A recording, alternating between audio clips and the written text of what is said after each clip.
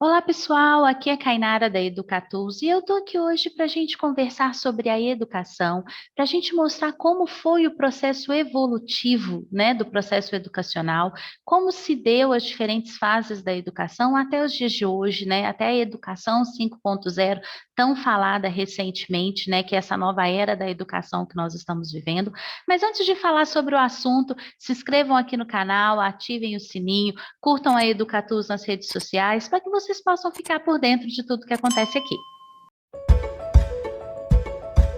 Então, para a gente começar, né, falando sobre a educação, para que a gente fale sobre a educação e sobre a sua evolução, a gente precisa começar pela sociedade, né?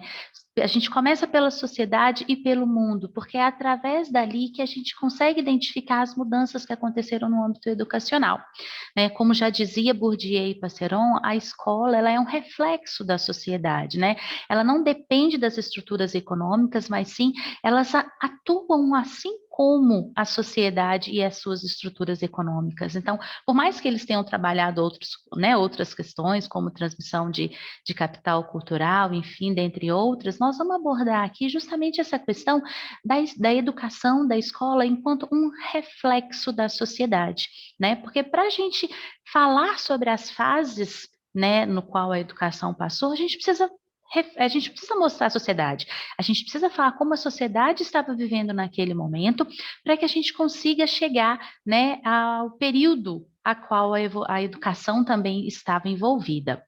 Então, a gente começa falando sobre a educação 1.0, que foi justamente, né, com a primeira revolução industrial que houve essa mecanização dos processos de trabalho.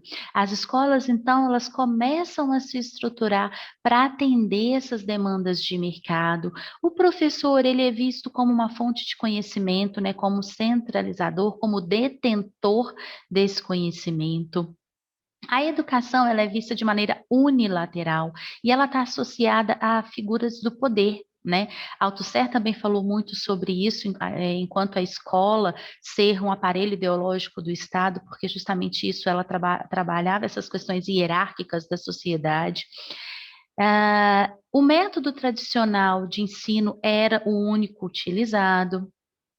As escolas eram somente o espaço físico, né? E o aluno ele era completamente passivo no processo educacional, por isso essa educação unilateral, né, vindo somente do professor, vindo de cima para baixo, somente o professor transmitindo esse conhecimento. Né? E aí a gente evolui um pouquinho, a gente vai para a educação 2.0 com a segunda revolução industrial, porque aí vem a produção em massa, começa a questão da produção em série, os meios de comunicação também começam a ser distribuídos em massa. O professor, ele já muda um pouquinho a sua figura, ele não é mais somente a fonte do conhecimento, ele também é visto como um guia, né, que vai guiar o aluno para o mercado de trabalho. O método, ele continua sendo um método tradicional de ensino, mas começa a ter uma pequena abertura nessa metodologia, né, para situações mais abertas e colaborativas. Começa a haver uma colaboração entre as instituições de ensino, elas não são mais apenas espaços físicos isolados. O aluno, ele também começa a ser um pouquinho mais ativo, ele está menos passivo no processo de aprendizagem. E aí a gente evolui mais um pouquinho, né, para a educação 3.0. Nessa educação, a gente tem a presença da terceira revolução industrial, que é com o surgimento dos computadores e da automação. Né? O professor ele vem como um organizador do conhecimento, ele tem que, né, ter essa percepção mais colaborativa do processo de aprendizagem.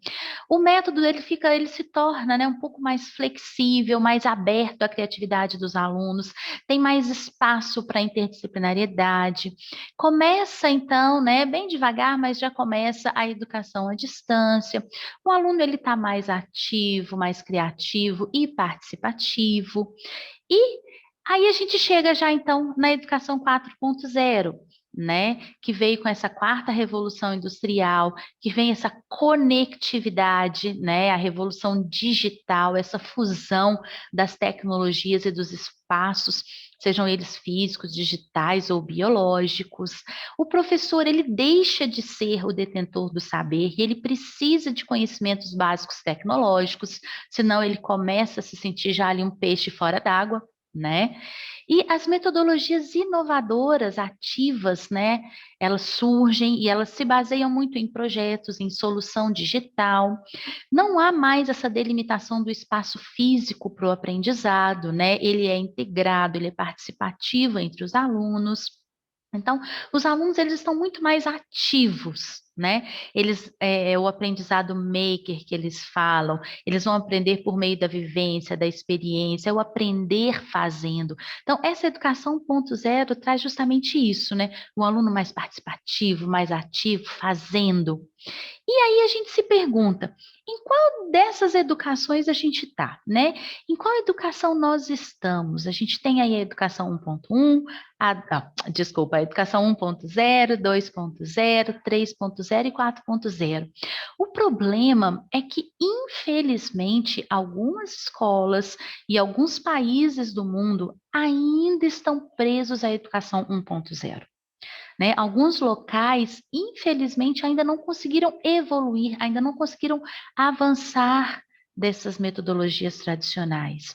E, na maioria das vezes, o que a gente vê são escolas ainda muito centradas na educação 2.0.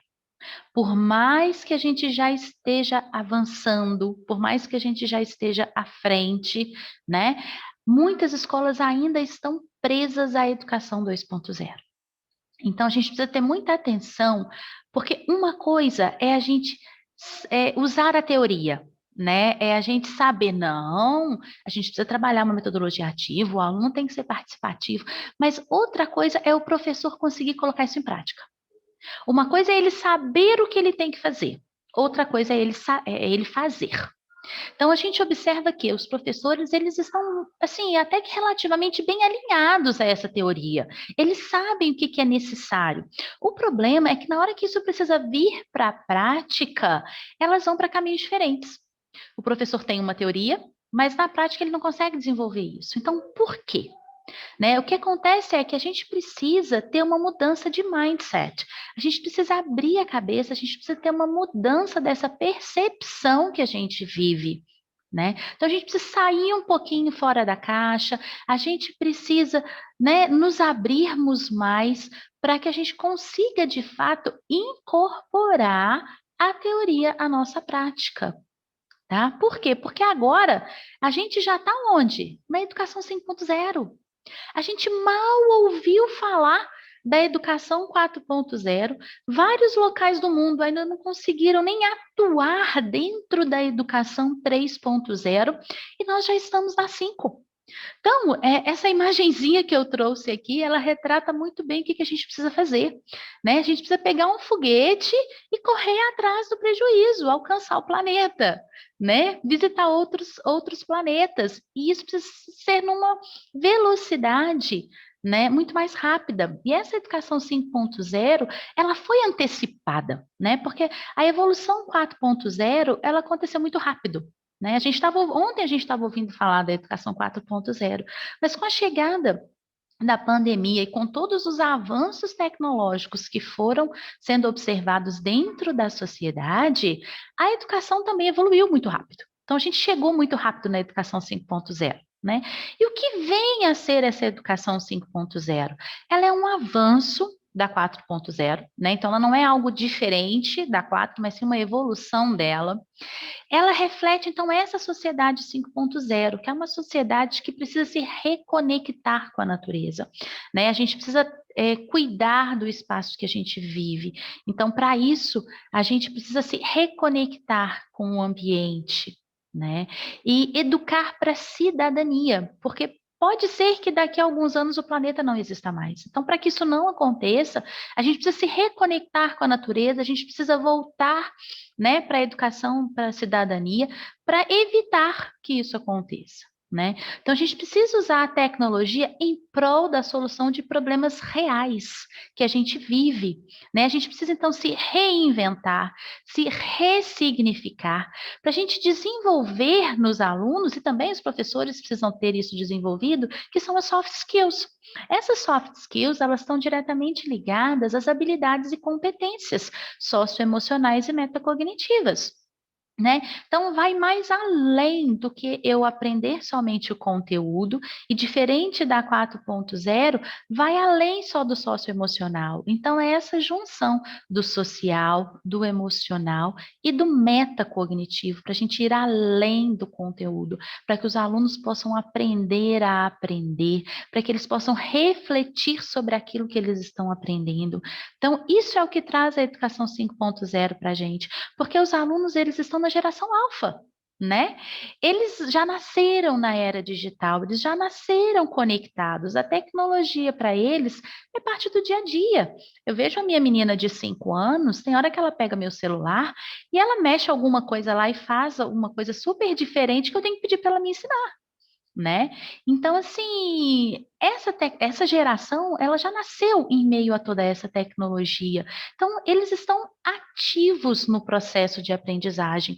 Mas, apesar deles serem ativos, o professor, ele não pode ser passivo, porque o professor, ele também é protagonista na educação 5.0, porque é ele que vai trazer essas experiências para o aluno, é ele que vai ser o designer, né, dessas experiências de aprendizado, é ele que vai selecionar aquilo que é importante, é ele que vai trazer essas vivências para dentro de sala de aula, então ele também é protagonista. Né?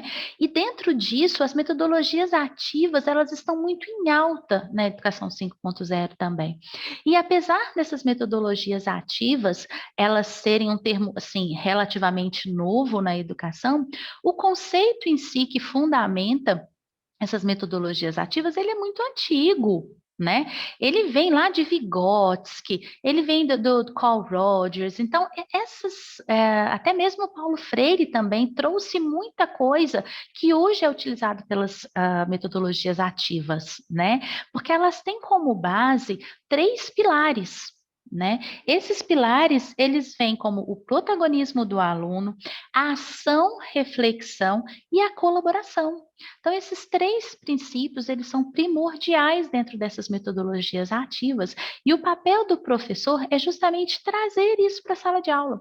Por isso que o professor, ele tem sim que deixar o aluno enquanto um agente durante a sala, né, durante a aula, dentro da sala de aula, o aluno ele tem que ser ativo, mas o professor, ele é protagonista nessa educação, porque depende dele as experiências que vão ser trazidas, né? Então, o professor, ele precisa adotar uma postura muito diferente na educação 5.0, né? E que professor é esse? A gente precisa refletir muito em qual a postura que esse professor vai assumir, o que ele vai de fato trazer para a prática da sala de aula, para que todo esse contexto possa se desenvolver, né?